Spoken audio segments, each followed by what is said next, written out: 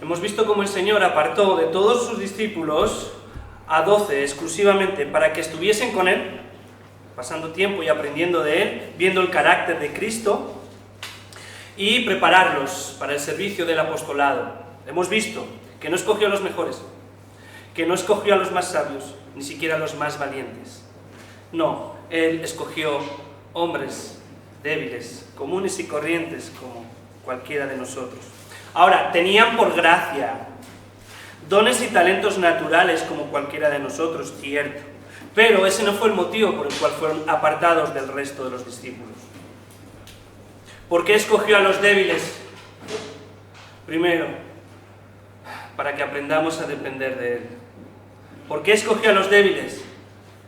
Porque Él se lleva la gloria cuando usa instrumentos inútiles en hacer su gran obra, su gran plan eterno.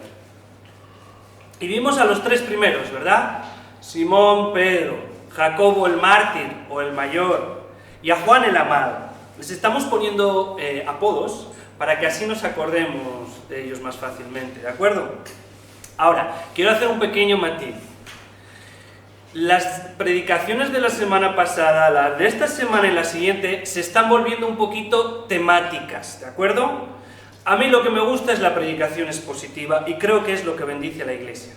Pero hemos llegado a la lista de los 12 y creo que es importante que podamos ver el carácter de estos hombres, sus debilidades, sus fortalezas, su transformación, para que una vez concluida la lista podamos otra vez volver a la predicación expositiva, ¿de acuerdo? Así que pido disculpas por ser de estas predicaciones ser temáticas, ¿de acuerdo? Pero en cuanto acabemos con la lista volvemos a la predicación expositiva. Así que vamos con el versículo de esta semana, que es Marcos capítulo 3, versículo 18, primera parte. A Andrés, a Felipe y Bartolomé. El título de la predicación es Herramientas inservibles en manos de un maestro perfecto, segunda parte. Y hoy veremos los siguientes tres apóstoles. Vamos a dividir la predicación en tres partes muy sencillas. Primera parte, Andrés. Segunda parte, Felipe. Y tercera parte, Bartolomé. Y ahora pido mucha atención. Prestarme atención, por favor. ¿Cuál es el propósito de estas predicaciones? De la semana pasada esta y las que vienen después. ¿Cuál es el propósito? 1. Ver las virtudes de estos hombres para que nosotros las imitemos. 2. Ver las debilidades y errores de estos hombres para que nosotros los evitemos. Y 3. Ver y recordar cómo fueron transformados. ¿Para qué? Para asombrarnos del poder de Dios que transforma a todo creyente y también para que busquemos eso en nuestras vidas. Ese es el propósito de estas predicaciones y eso es lo que tenemos que estar viendo según vamos viendo a estas personas, ¿de acuerdo? Pues entonces vamos con la primera parte. Andrés, al cual le vamos a poner el apodo de el que trae. Andrés es el que trae. Y casi me siento mal por el hermano Andrés, por no haber puesto a Andrés en el grupo primero de los tres primeros apóstoles, porque bien podía haber sido incluido ahí. Fijaros, Andrés, junto con el apóstol Juan, fue el primero en seguir a Cristo. Andrés, además, estuvo junto a los tres que vimos la semana pasada, Simón, Jacobo y Juan, cerca de Jesús cuando les habló sobre los últimos tiempos en el sermón del Monte de los Olivos. Andrés tenía muchas cosas en común con el grupo que vimos la semana pasada. Él era pescador también y encima era hermano de uno de ellos. Así que casi que me siento... Tengo que pedir disculpas a Andrés cuando lo vea. Pero vamos a meterlo en el segundo grupo, ¿de acuerdo? Su nombre, el nombre de Andrés, ¿qué significa? Significa varonil. Eso es lo que significa Andrés. Y es un nombre griego, no es un nombre hebreo. Ahora, no era raro en la época del primer siglo que los judíos tuviesen varios nombres y alguno de ellos fuese griego. La cultura helenística en aquella época estaba bien afincada siglos atrás, de manera que su idioma, sus costumbres, incluso sus nombres, habían entrado en la cultura judía. Así que no era poco común tener dos nombres, y uno de ellos griego. Dicho esto, vamos a ver a Andrés en su primer encuentro con el Señor Jesús. Y este primer encuentro con el Señor Jesús de Andrés lo vemos en Juan, capítulo 1, versículos 35 al 42. Dice así: el siguiente día, otra vez, estaba Juan y 2 de sus discípulos, está hablando el Bautista, y mirando a Jesús que andaba por allí, dijo: he aquí el Cordero de Dios. Le oyeron hablar los 2 discípulos y siguieron a Jesús. Y volviéndose Jesús, y viendo que le seguían, les dijo: ¿qué buscáis? Ellos le dijeron: Rabí, que traducir es maestro, ¿dónde moras?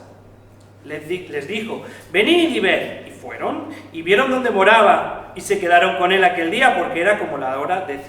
Andrés, hermano de Simón Pedro, era uno de los que habían oído a Juan y había seguido a Jesús. Este halló primero a su hermano Simón y le dijo: hemos hallado al Mesías, que traducido es el Cristo. Y le trajo a Jesús. Mirándole Jesús dijo: tú eres Simón, hijo de Jonás, tú serás llamado Cefas, que quiere decir Pedro.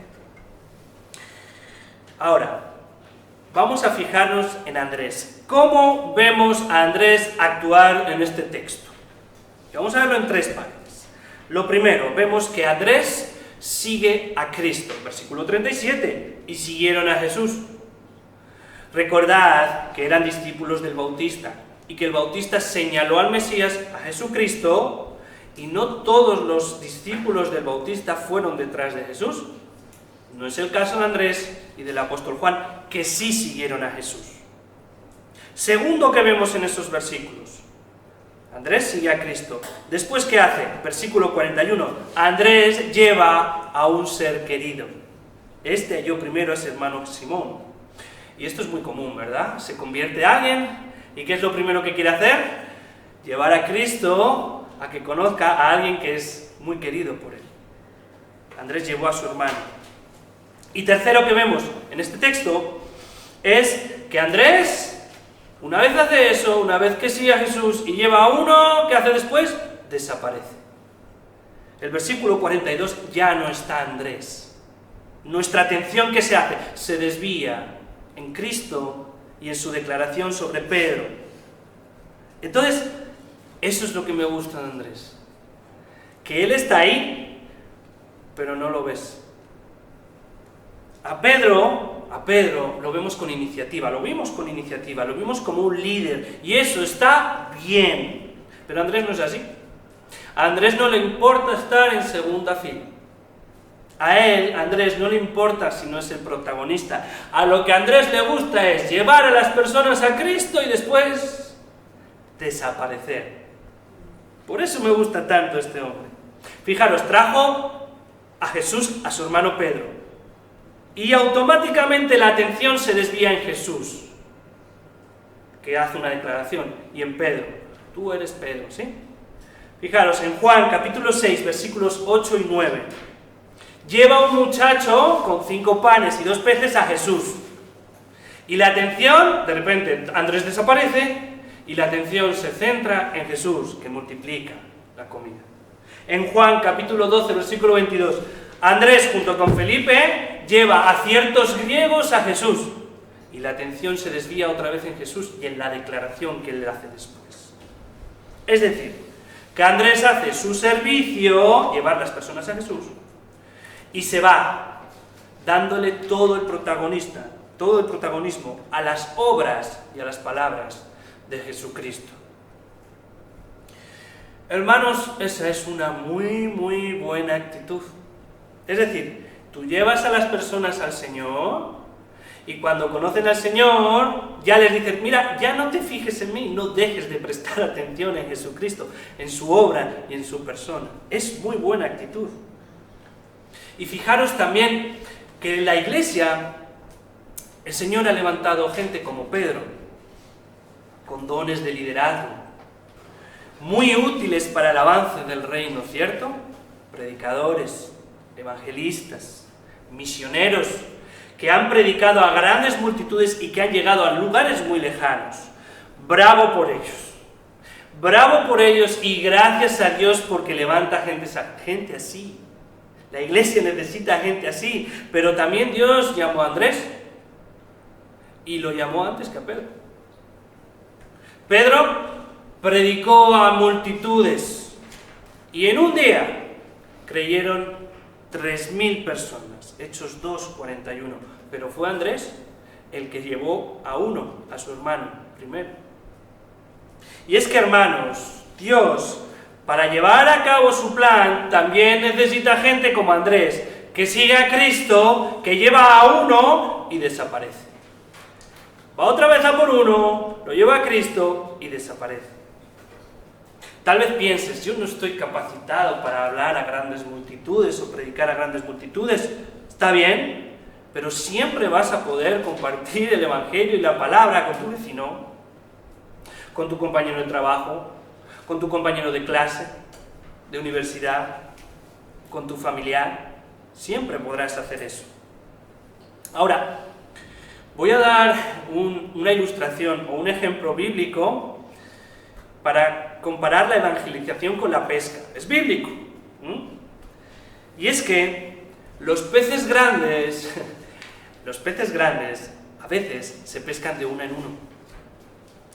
Es decir, tú vas con tu caña de pescar, en todo momento la llevas ahí hasta que encuentras a un pez. Lo observas, te tomas tu tiempo, te acercas cada vez más a él, y cuando ya estás lo suficientemente cerca y ya no te ve como una amenaza, entonces lanzas la caña. Tú haces tu parte. Y si es la voluntad de Dios, entonces ese pez se convierte en pescador. Y más adelante ese pescador podrá hacer lo mismo con otros peces.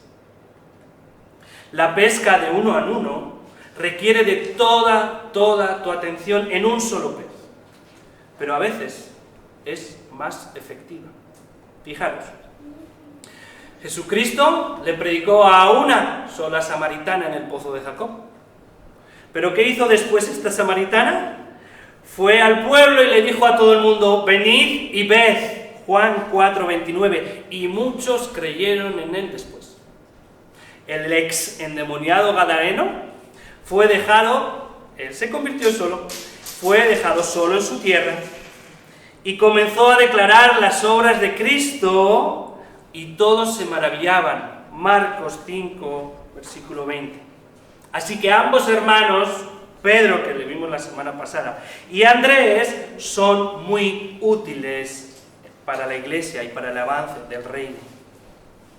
Ahora, pensando en Andrés y viendo esa pasión que tenía por llevar a las personas a Cristo, tal vez nosotros podríamos pensar: oh, él sí estaba capacitado para ser uno de los 12 apóstoles. Además, cuando vemos a Andrés hablar y cuando lo vemos a Andrés actuar, la verdad es que él no comete errores. Pero, y eso es raro entre los 12, pero aún así, Andrés tampoco fue escogido por eso. No olvidemos que nuestro amado hermano Andrés también abandonó a nuestro Señor Jesucristo. También fue reprochado por su falta de fe, también fue reprochado por su falta de entendimiento, y que la noche del domingo en que Jesús resucitó, él todavía estaba escondido por miedo a los judíos. Así que Andrés, aunque la verdad me gusta como es él, no olvidemos, también necesitaba ser transformado. ¿Amén? Vayamos ya al segundo punto. Nuestro segundo apóstol, que es el quinto, el segundo que vemos hoy, el quinto de la lista, es Felipe. Y con mucho cariño, ¿vale? Con mucho cariño le he puesto el despistado. Este apóstol también tenía un nombre griego, Felipe. Significa aquel que ama los caballos o amante de los caballos. Él era de Betsaida, como Pedro, como Andrés, y también fue uno de los primeros en seguir a Cristo. Ahora, tenemos que distinguir a este Felipe con Felipe que aparece en el libro de los Hechos. No es el mismo. El Felipe de los libros de los Hechos es Felipe el diácono, aquel que predicó al eunuco, aquel que predicó en Samaria. Bueno, este Felipe no es el mismo. Este Felipe solo sale en los evangelios, principalmente en el Evangelio de Juan. Así que para que veamos cómo nos presenta a este apóstol, vamos a ir a Juan, capítulo 1, versículos 43 al 46, y veamos cómo se nos presenta a Felipe. Dice: El siguiente día quiso Jesús ir a Galilea y halló a Felipe y le dijo, sígueme. Y Felipe era de Betsaida, la ciudad de Andrés y Pedro. Felipe halló a Natanael y le dijo, hemos hallado a aquel de quien escribió Moisés en la ley, así como los profetas, a Jesús, el hijo de José de Nazaret. Natanael le dijo, ¿de Nazaret puede salir algo bueno? Le dijo Felipe, ven y ve. Entonces vamos a ver qué sabemos de Felipe viendo este texto. 4 cosas, ¿de acuerdo? Primero, Felipe fue encontrado por Jesús, versículo 43. Jesús halló a Felipe y le dijo, sígueme. Jesús fue a buscarlo, como a cada una de sus ovejas. Y es que ninguno puede ir a Cristo si el Padre no lo trajere. Juan 6:44, es por la soberana voluntad de Dios que Felipe y cada cristiano es encontrado y llevado hasta Cristo. Segundo que vemos ahí, fue encontrado por Jesús y después ¿qué hace? Bueno, él, Felipe, es un buen amigo. Es un buen amigo. Dice el versículo 45 que Felipe halló a Natanael. Felipe es un buen amigo de Natanael. Natanael es Bartolomé, ¿de acuerdo? El siguiente que veremos en la lista. Mismo patrón que Andrés. Conoce al Señor y él, como es un buen amigo, quiere ir a donde su buen amigo, su ser querido, y llevarlo a conocer ese tesoro que acaba de descubrir. Mismo patrón que él. Así que de verdad, si quieres ser un buen amigo, ya sabes lo que tienes que hacer. Lleva a esos amigos a Cristo. Tercero que vemos de él, Felipe conocía la palabra, versículo 45, y le dijo, hemos hallado a aquel de quien escribió Moisés en la ley, así como los profetas. Felipe sabía que era a través de la palabra que tenía que buscar a Dios. Como buen judío que era, debía escudriñar las Escrituras, el Antiguo Testamento, por eso él menciona la ley de Moisés y los profetas que compilaba el Antiguo Testamento. Debía escudriñarla, era la esperanza de todo judío, era escudriñar las Escrituras, ¿para qué? Para conocer al Mesías. Él debía pasar tiempo en las Escrituras para poder conocerlo, y así, cuando Cristo apareció en escena, él, que ya lo conocía por las Escrituras, lo reconoció sin duda, y se reconoció que era él que lo había encontrado. Otros, sin embargo, ¿os acordáis? Los escribas. ¿Cómo eran los escribas? Ellos conocían también la ley, de hecho seguramente pasaban más tiempo en las Escrituras que incluso Felipe, y sin embargo, Felipe sí lo encontró, pero los escribas no lo encontraron. ¿Os acordáis de la definición que hacíamos de los escribas? Dijimos, los escribas son aquellos que estuvieron más cerca de la palabra escrita, fueron los que más lejos estuvieron de la palabra hecha carne. Felipe no cayó en ese error. Él reconoció por la palabra que Jesús es el Cristo. Entonces, tenemos que lo halló Jesús, tenemos que es un buen amigo y tenemos también que conoce las Escrituras. ¿Qué es lo cuarto que nos muestra este texto que sabemos de él? Que no se dejó llevar por la primera impresión. Él dice en el versículo 46 a su amigo, no, ven y ve. Porque a pesar de que no está viendo un rey con su corona y su cetro, sino que está viendo al hijo de José, un carpintero, un humilde carpintero, a pesar de que está viendo a un joven de alrededor de 30 años, que encima es de Nazaret, él está convencido de que tenía delante al Mesías. Por eso le dice a su amigo, ven y ve. Los ojos naturales no pueden percibir eso. Esos ojos ven a un hijo del carpintero. Pero por la gracia del Espíritu Santo, Felipe y todo creyente puede ver en Cristo que Él es el Hijo de Dios. Primera de los Corintios, capítulo 2, versículo 14, ¿qué nos dice? Pero el hombre natural no percibe las cosas que son del Espíritu de Dios, claro, porque ve con sus ojos naturales lo que ve delante de él. ¿Por qué? Porque para él son locura. Y no las puede entender. ¿Por qué? Porque se han de discernir espiritualmente. Es el Espíritu Santo el que tiene que llevar a esa persona a ver lo que realmente hay ahí. Por eso, yo hago la pregunta ahora. ¿Por qué Felipe sí lo pudo ver y sin embargo los escribas que leían la misma palabra no pudieron verlo? Versículo 43 otra vez. ¿Por qué Felipe sí lo vio? Dijo, es el Mesías, ven y velo. Y los escribas dijeron, no, él hace las obras por Belcebú, príncipe de los demonios. ¿Por qué? Otra vez, versículo 43, porque fue Cristo el que halló a Felipe. Felipe le dice a su amigo, hemos hallado al Mesías, pero no es del todo correcto. Yo le diría, no, Felipe, no has sido tú el que ha encontrado a Cristo. Fue Jesucristo el que decidió dejar su trono, dejar su gloria, descender, humillarse y vino a buscarte a ti, Felipe. Eso es más correcto. Él escogió a él porque él lo halló a él, igual que a cada uno de sus escogidos. Aunque hay 3 episodios más que nos hablan de la vida de Felipe, por cuestiones de tiempo, quisiera centrarme en el último episodio que nos cuentan los evangelios sobre este apóstol, sobre nuestro amado apóstol Felipe. Este último episodio de Felipe aparece en Juan, capítulo 14, versículos 7 y 10.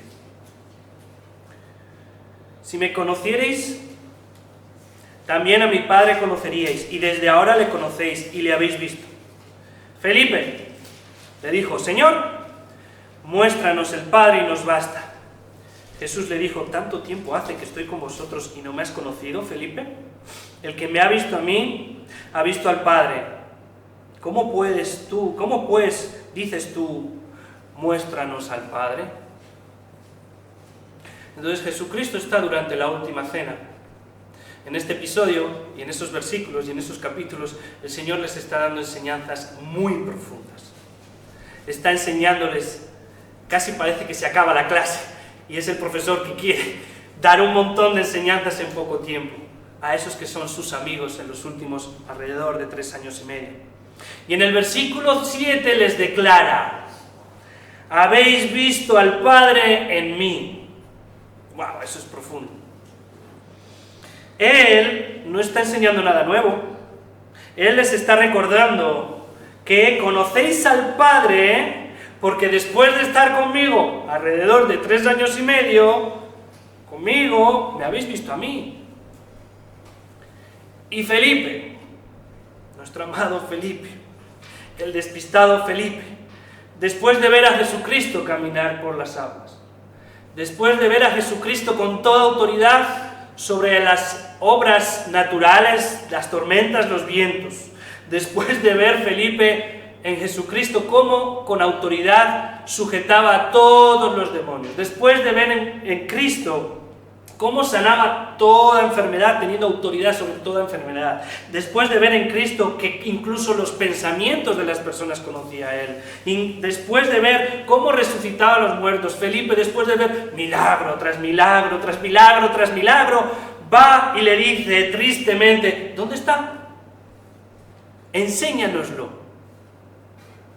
La respuesta del Señor transmite decepción y tristeza, ¿verdad? ¿Qué has estado viendo hasta ahora, Felipe?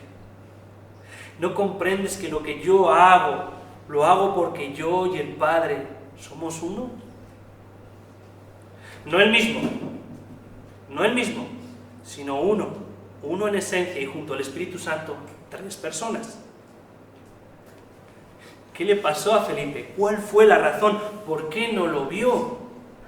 ¿En qué estaba pensando cuando dijo eso? Era tan calculador, porque era calculador y analítico, que no le salían los cálculos de que el Dios infinito podía hacerse un hombre. Pero Felipe, tampoco miles de personas, aun con 200 denarios, pudieran comer, y sin embargo, Jesús multiplicó y todos comieron, y sobraron hasta 12 cestos, Felipe. ¿Qué le pasó a Felipe? Él conocía el Antiguo Testamento, él conocía la ley, él conocía a los profetas. Debería haber entendido que el Cristo, el Mesías, era Dios mismo. El Hijo prometido sería llamado Emmanuel, que significa Dios con nosotros. El niño nos es nacido, un niño nos es nacido, y será su nombre admirable, consejero, Dios nuestro. Isaías 9:6. El Mesías sería llamado Jehová, justicia nuestra. Jeremías 23:5-6. Dios mismo vendría a salvar a sus ovejas. Ezequiel 34:11 y más textos que en el Antiguo Testamento hablaban de la deidad del Mesías. Y es más, Jesús mismo lo declaró, no estaba diciendo nada nuevo. Jesús dijo, Juan 10:30, yo y el Padre uno somos. Otra vez, no somos el mismo. Yo y el Padre uno somos. Y Felipe le dice, muéstranos al Padre, que no lo vemos.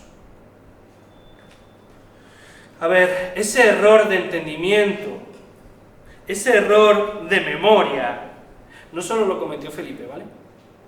Lo cometieron los 12 también. Incluso sobre la resurrección de Jesús cometieron el mismo error de falta de entendimiento y de falta de memoria. El Antiguo Testamento advertía, no permitirás que tu santo, y Jesús era el santo, ¿os acordáis? Los demonios decían, tú eres el santo de Dios. No permitirás que tu santo vea corrupción. Salmos 16:10. El Antiguo Testamento avisaba sobre su resurrección. El Señor les había avisado no una, sino dos, ni 3 veces les había avisado de que iba a morir, pero también iba a resucitar. Pero ellos no recordaron. Volvieron a cometer el mismo error de falta de entendimiento y de falta de memoria. No solo Felipe, ¿vale? Ahora, recordar que estamos intentando ver sus errores para nosotros no caer en ellos. Ahora, entonces, ¿cómo podemos llevar esto aquí a la tierra? ¿Cómo podemos evitar nosotros cometer los errores que cometieron ellos de falta de entendimiento y de falta de memoria? Bueno, en primer lugar tenemos que decir una cosa. Cada cristiano nacido de nuevo tiene el Espíritu Santo que le guía a toda verdad, que le enseña y que le ilumina. Porque en Pentecostés descendió bautizando a todo cristiano. Lo que pasa que ellos todavía tenían el Espíritu Santo, pero no lo tenían en esa misma, haciendo esa obra de iluminación, de enseñanza, de recuerdo, ¿sí? Eso sucedió en Pentecostés. Todavía no habían recibido eso. Sí, el Espíritu Santo había obrado en ellos, pero no de la manera que obra en la iglesia después de Pentecostés. Eso por un lado. Pero por otro lado, ¿cómo podemos evitar cometer estos errores de memoria y de entendimiento? Bueno, tenemos el Espíritu Santo, pero eso no significa que, bueno, como tengo el Espíritu Santo, yo no tengo que estudiar la palabra, ya el Espíritu Santo me recuerda todo. No, somos discípulos, y los discípulos ¿qué hacen?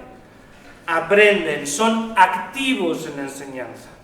Así que debemos ser activos en el aprendizaje. Podemos evitar ese error de falta de entendimiento y podemos evitar ese error de falta de memoria meditando y preguntando. Cuando Jesús les declaró que tenía que sufrir, en Lucas capítulo 9, versículo 45, ¿sabéis lo que hicieron los 12? Él les dice, meteros esto en la cabeza, yo tengo que sufrir. Y ellos dicen que tenían miedo de hacerle preguntas sobre esas palabras. Entonces, no caigamos en el mismo error. Queremos entendimiento, queremos recordar. Cuando leas las Escrituras, haz preguntas para entenderlo mejor, para que lo entiendas más profundamente. Hazle preguntas al texto cuando lo leas. Hazte preguntas después de ver una predicación o después de escucharla aquí en la iglesia. Y si son creyentes, o si es creyente tu esposo, hazle preguntas a tu esposo. Niños, jóvenes, hacedle preguntas a vuestros padres sobre la palabra. Hacer preguntas a otros hermanos maduros en la fe sobre la palabra. Hazle preguntas al pastor si puede os ayudar. Haz preguntas también. Hay Biblias de estudio y comentaristas bíblicos usados por Dios. Los dones del Espíritu Santo no vienen solo ahora, tienen historia. haz preguntas a los comentaristas bíblicos, las Biblias de estudio. Haz preguntas. Eso, mis hermanos, se llama meditar la palabra. Y es una acción, es una disciplina ciertamente descuidada en la iglesia. Es más provechoso coger una pequeña porción y exprimirla, sacándole todo el jugo, que leer grandes porciones y olvidarnos. Ahora, el pastor no está diciendo que no leáis mucho la Biblia, ¿de acuerdo? Yo no estoy diciendo eso, sino que para que no te vuelvas tardo en entender en aquello que has leído, es bueno no engullir, sino degustar, masticar todo lo que lees y meditarlo. ¿Para qué? Para no perdernos todas las enseñanzas que el Señor tiene, como a Felipe le pasó. Amén. Vamos con la tercera parte, el tercer apóstol hoy, el sexto de la lista. Tercera parte, Bartolomé, y este apodo que le hemos puesto es verdadero israelita. Se lo he puesto porque se lo puso Jesús. Entonces, ahí, a ver si nos acordamos así de los nombres, ¿de acuerdo? Verdadero israelita. Su nombre, el nombre de Bartolomé, significa hijo de Tolmai. Bar significa hijo, Tolmai, su nombre propio, Bartolomeo, pero en el Evangelio de Juan se le llama también Natanael, como ya hemos dicho, ¿vale? Cuando veamos Natanael significa Bartolomé. Entonces Bartolomé, Natanael significa Dios ha dado. Entendamos que es la misma persona. Bueno, como ya hemos oído, Felipe y Natanael o Bartolomé eran grandes amigos, de esos que siempre te quieren llevar a Cristo. Y al ver el pasaje que hemos leído sobre Felipe, nos hemos dado cuenta, tal vez seguramente ya lo sabíais, pero hemos podido comprobar cuál es una de las primeras características que vemos en Bartolomé, y es que este hombre tenía prejuicios contra los habitantes de Nazaret. Seguramente él era de una población de al lado, entonces sus prejuicios vendrían dados porque eran vecinos. Ahora, sus prejuicios no son como los de Jacobo y Juan, que esos sí que eran graves, que querían hacer que cayera fuego y destruyera aquel poblado contra los samaritanos. Esos prejuicios que tenían contra los samaritanos, bueno, los prejuicios de Bartolomé contra los nazarenos no eran tan graves. Ahora, igualmente los tenía. Y aquí hago un paréntesis. Me parece extraño mientras preparaba la predicación. ¿No os habéis planteado por qué los pueblos que están al lado, o las ciudades que son cercanas, o los países que son fronterizos, siempre se llevan mal entre ellos? ¿No debería ser al revés? Quiero decir, compartimos territorio, algunos idiomas y costumbres, y sin embargo suelen tender a ser máximos rivales los vecinos, ¿verdad? Debería ser al contrario, ¿no? Cierro paréntesis. El caso es que la primera reacción al oír que el Mesías venía de Nazaret fue una reacción llena de prejuicio. ¿De Nazaret? Consejo. Cuidado, vuelvo a decir, cuidado con fijarte lo que ven tus ojos. Son engañosos. El hombre mira lo que está delante de sus ojos, pero Jehová mira el corazón. De todos modos, no se dejó llevar por sus prejuicios. Él no confió en lo que veía en sus ojos, sino que confió en su buen amigo Felipe. Punto a favor de Bartolomé, que no se dejó llevar por sus prejuicios. Otros, sin embargo, otros religiosos, sí se dejaron llevar por esos prejuicios, porque Cristo era Galileo, ¿os acordáis? Los religiosos dijeron, de Galilea, y no fueron a él. Pero Bartolomé dijo, de Nazaret, y fue. Así que, punto a favor de Bartolomé. ¿Y qué le pasó a Bartolomé cuando fue al Señor? Pues lo leemos en Juan, capítulo 1, versículos 47 y 50. Cuando Jesús vio a Natanael que se le acercaba, dijo de él, he aquí un verdadero israelita, en quien no hay engaño. Le dijo Natanael, ¿de dónde me conoces? Respondió Jesús y le dijo: antes que Felipe te llamara, cuando estabas debajo de la higuera, te vi. Respondió Natanael y le dijo: Rabí, tú eres el Hijo de Dios, tú eres el Rey de Israel. Perdón. Respondió Jesús y le dijo: porque te dije, te vi debajo de la higuera, ¿crees? Cosas mayores que estas verás. Cuando el Señor ve venir al apóstol Bartolomé, hace una cosa que es poco habitual en los evangelios, y es que lo halaga, le lanza un halago. He aquí un verdadero israelita, uno de verdad, no un hipócrita, uno de esos que son difíciles de encontrar. He aquí uno. Claro, Bartolomé, tal vez se le pasó por la cabeza que Jesús, para que fuese él su discípulo, quería camelarlo. Camelarlo significa ganar su aprobación con halagos. Entonces Bartolomé pudo pensar: él quiere camelarme así con un halago para que yo sea su discípulo. Por eso él le contesta: ¿te conozco de algo? Y entonces Jesucristo le hace otro regalo. Primero lo halaga, pero después, ante su duda, le da otro regalo. ¿Y qué regalo le hace? Le da una muestra de su gran poder, le da una muestra de su omnipresencia. Versículo 48. Cuando estabas debajo de la higuera, te vi. Porque Bartolomé, como buen israelita, como verdadero israelita, tenía la costumbre de tener comunión con Dios a solas. Y parece ser que ese lugar secreto, que tal vez alguno de nosotros tengamos también, ese lugar secreto de tener comunión con Dios, para él era debajo de la higuera. Era su rincón secreto, no había nadie ahí, solamente Dios y él, nadie más. Y ahora este nazareno, el cual su gran amigo Felipe lo está señalando y le está diciendo: él es el Mesías, este nazareno ahora le está diciendo que en aquella comunión secreta, privada, que nadie más estaba viendo, él le estaba viendo.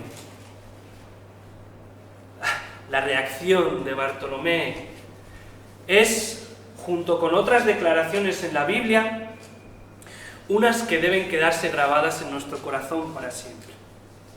Hay declaraciones como la de Pedro: tú eres el Cristo, el Hijo de Dios. Guárdala bien. O la de Tomás: Señor mío y Dios mío. Tómala y guárdala. Y toma y guarda esta declaración de nuestro amado hermano Bartolomé: tú eres el Hijo de Dios, el Rey de Israel. Amén, Bartolomé, amén, Bartolomé. Pero aquello solo era el principio de todo lo que iba a poder ver.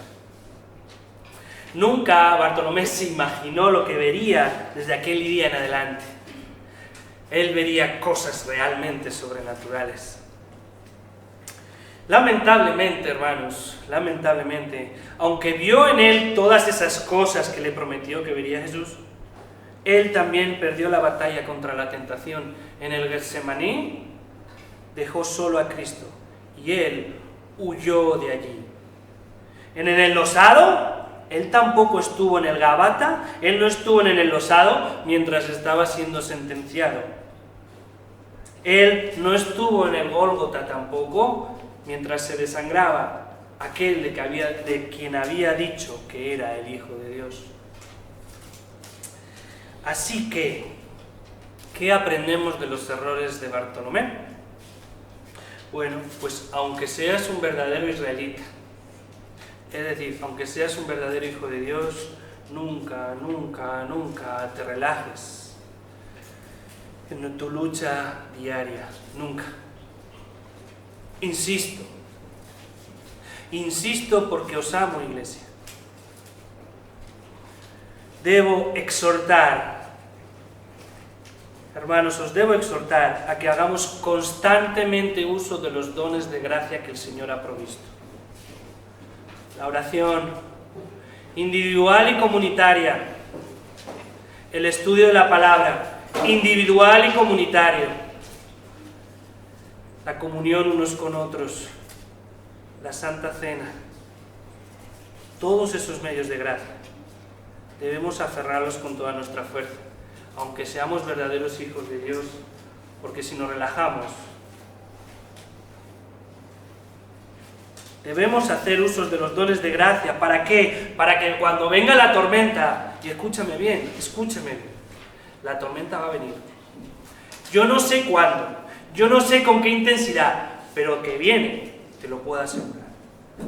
Debemos hacer uso diariamente de los medios de gracia, para que cuando venga esa tormenta, a ti te halle firme en la roca, y no seas como la casa sobre la arena.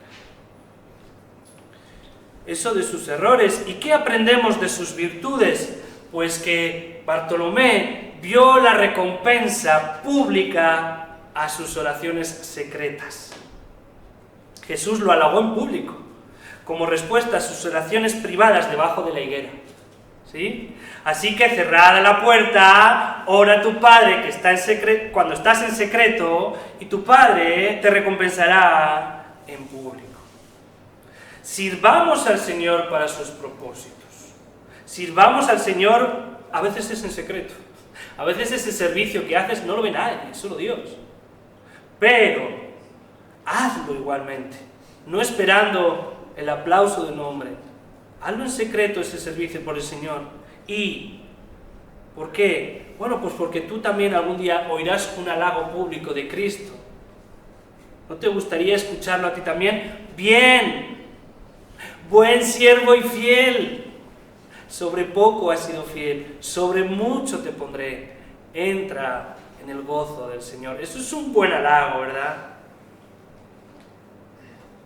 Así que 3 apóstoles distintos, sumados a los 3 de la semana pasada, de los que debemos recordar otra vez. ¿Qué debemos recordar de todos estos hombres? 1, sus virtudes para imitarlas. 2, sus errores para evitarlos. Y 3, ver y recordar cómo fueron transformados para asombrarnos de la gloria de Dios. Cómo toma un borracho y lo convierte en un siervo de Dios. Cómo toma una mujer chismosa y lo convierte en una mujer piadosa. Eso solo lo puede hacer Dios. Asómbrate de ese cambio y también espéralo en ti. Es por eso que estamos viendo esta serie. Y por último,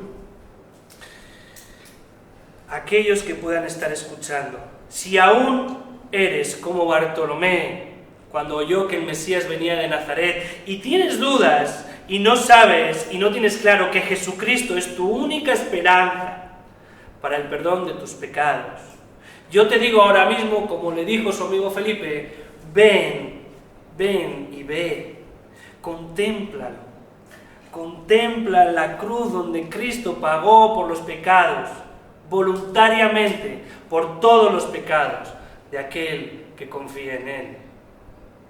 Si aún no tienes claro como Bartolomé que Cristo es tu única esperanza para que esa inevitable muerte, porque es inevitable muerte, te alcance, yo te digo, como el ángel sentado sobre la piedra del sepulcro le dijo a las mujeres, venid y ved, porque el lugar donde fue enterrado está vacío. Él derrotó a la muerte y el que cree en Él, aunque muera, vivirá. Así que, amigo, no dudes, sino cree. Ven y ve a Jesucristo. Amén. Bendito Dios y Padre de nuestro Señor.